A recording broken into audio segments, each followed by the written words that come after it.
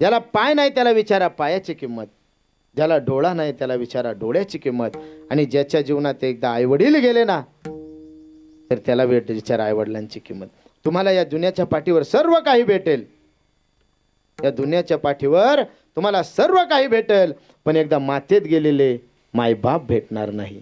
सबसे बडी है माँ, ए पगले सबसे बडी है माँ, माँ से बढ़कर कोई नहीं है, माँ से बढ़कर कोई नहीं है, सबसे बड़ी है माँ, ए पगले सबसे बड़ी है माँ. आकाशाचा कागद, समुद्राची शाई आणि साक्षात सरस्वती माता जरी आईचे उपकार लिहायला बसली तरी आईचे उपकार फिटणार नाही. म्हणून जीवनामध्ये त्या आईवडिलांची सेवा करा. काशी केली, मथुरा केली, केली मी द्वारका, जगात देव नाही आई बापा सारखा.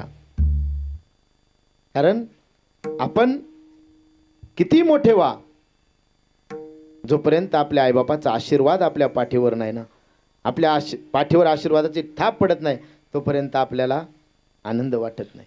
विठ्ठल विठ्ठल विठ्ठल विठ्ठल विठ्ठल विठ्ठल विठ्ठल विठ्ठल.